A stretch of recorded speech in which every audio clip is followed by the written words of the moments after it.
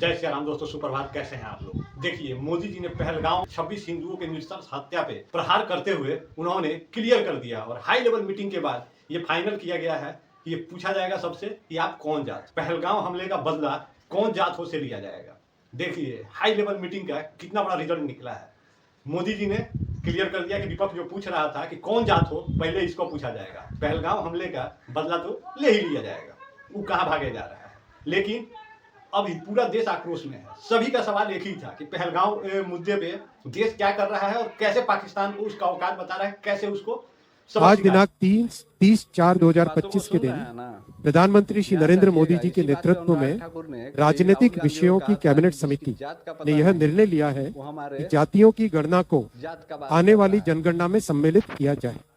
मोदी सरकार जाति की जनगणना के लिए तैयार है। तो मोदी जी ने क्लियर कर दिया कि सबसे पहले हम पूछेंगे कौन जात हो। जात आपसे पूछा जाएगा। जी हाँ, बिल्कुल सही सुन रहे हैं। मोदी जी ने क्लियर किया है कि पहले जातिगत जनगणना कराया जाए। सोचिए, पूरा देश उबाल मार रहा है, पूछ रहा है सिस्टम से और यहाँ के शासन प्रशासन सरकार से कि आप बताइए पहलगांव पे आपने क्या किया। अब इतना बड़ा मुद्दा मोदी जी इसका हल ना निकाल के उन्होंने क्लियर कर दिया कि अब इसको पहले सिस्टम में बांट दिया जाए। जो आपका सवाल था पहलगांव पे आपने क्या किया, अब आपका सवाल ये होगा कि जातिवाद क्यों फैलाना है, जाति पे सवाल क्यों।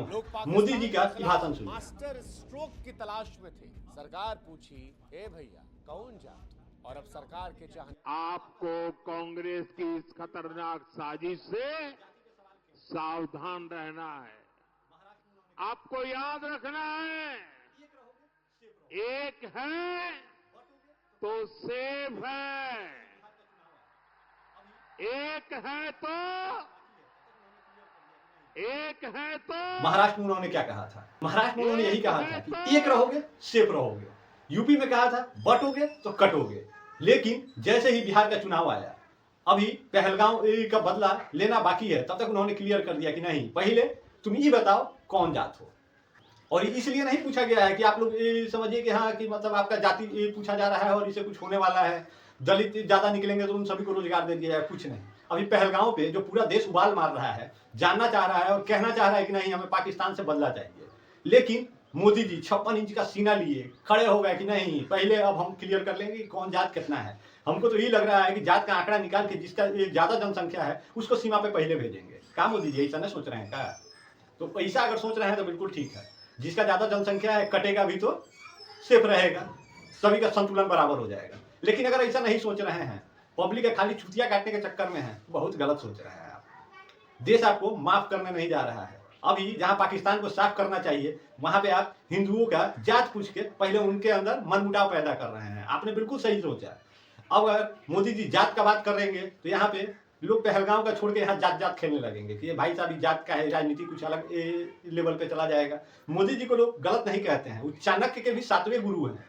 चाणक्य का नीति अलग है, लेकिन मोदी नीति सबसे अलग है। सोचिए, अभी देश में क्या मुद्दा होना चाहिए था, लोग कहाँ जानना चाह रहे हैं, लेकिन मोदी जी ने मास्टर स्ट्रोक मारा है। लोग कह रहे हैं, कुछ लोग कह रहे हैं कि मास्टर स्ट्रोक है। बिहार का चुनाव नजदीक है, इसलिए उन्होंने विपक्ष का मुद्दा ही छीन लिया। आपने विपक्ष का नहीं, जनता का मुद्दा लात मार के और समेट रहे हैं, कुछ नहीं है। अभी जनता सीधा सीधा एक्शन चाहती है कि पहलगांव पे पाकिस्तान को आप कब धूल चटाएंगे।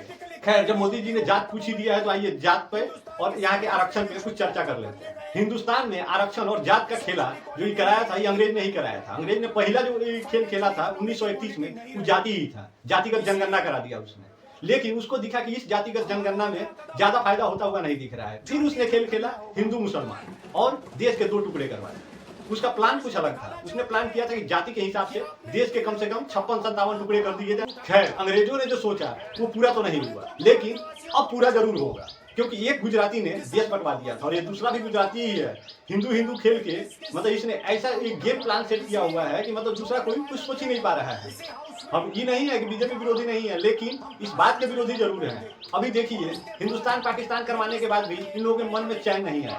जातिवाद और जातिगत जनगणना इनको कराना है। विपक्ष का मुद्दा था, माना। ये लोग भी जब सत्ता में नहीं थे, इन लोगों का भी मुद्दा था कि जातिगत जनगणना कराना है। जातिगत जनगणना क्यों कराना है? गरीबों का जनगणना करा लो ना। 1931 में अंग्रेजों ने एक खेल खेला और देश आजाद होने के बाद 1950 से लगातार ही चुनावी मुद्दा बना हुआ है। हर चुनाव में कुछ न कुछ इसमें गेम सेट किया जा रहा है, जबकि इसका आरक्षण का सही फायदा किसी भी गरीब को नहीं मिल रहा है। आप देखिए पूरे गांव में, पूरे समाज में मतलब 4 लोगों को रोजी रोजगार मिल जाता है उस जाति के हिसाब से, और जिनको मिला हुआ है आजीवन वही लोग उसका फायदा उठाते चले जाते हैं। बाकी जो बैक गियर में लगे हुए हैं वो पड़े हुए हैं, इसको क्रीमी लेयर बोलते हैं ये लोग। बीच में इस पे सवाल उठा था कि जिनको एक बार रोजगार मिल गया उस परिवार को दोबारा आरक्षण का लाभ नहीं मिलेगा, लेकिन उस मुद्दे पे इन लोगों ने बात नहीं किया, क्योंकि उस मुद्दे पे जाति के हिसाब से वोट सेट नहीं हो रहा था। मिला जुला के अगर आप लोग सही से अगर समझिएगा तो देश अभी उस स्थिति में है, ज्वलनशील मुद्दे पे घूम रहा है देश, और कभी भी गृह युद्ध हो सकता है, इतना लंबा दूरी नहीं है।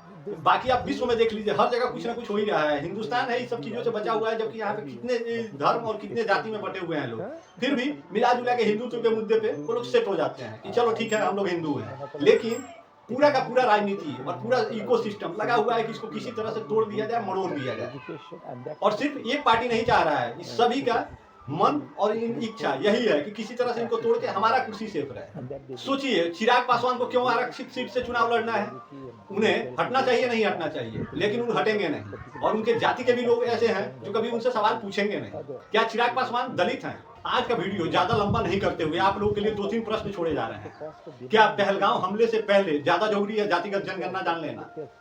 क्या आरक्षण से सही में दलित को और ओबीसी इन लोगों को जाति के आधार पे उन लोगों को सही में फायदा हो रहा है? क्या आरक्षण आर्थिक आधार पे नहीं होना चाहिए? और ये सवाल खास करके आरक्षण का लाभ ले रहे हैं उन लोगों से है, क्या आपको जाति के हिसाब से ही आरक्षण मिलना चाहिए?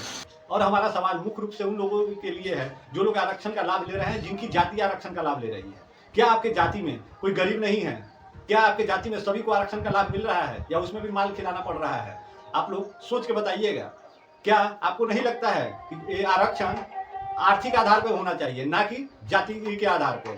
जाति के आधार पर चिराग पासवान को देख लीजिए, सांसद बने हुए हैं, आरक्षित कोटे से हमेशा चुनाव लड़ते हैं। क्या उनको वहां से हटना नहीं चाहिए? उनको जनरल कोटे से लड़ना चाहिए? अभी भी वो दलित हैं, प्रताड़ित हैं। आप लोग सोच के बताइएगा। वर्षों पुरानी जो मांग रही, जिसकी लड़ाई हम लोगों ने सड़क, सदन, कोर्ट तक अभी भी हम लोग आज हम लोगों के बातों पर जो है और हम लोगों के मांगों पर हम लोगों का जो मुख्य लड़ाई रहा, आज उस पर केंद्र सरकार को भी झुकना पड़ा।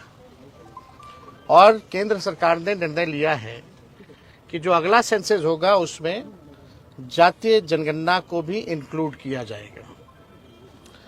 हालांकि ये केवल घोषणा है, 21 में सेंसस होना था, कब होगा ये किसी को नहीं पता है, लेकिन जो परिसीमन है उससे पहले जो है सेंसस कराना होता है।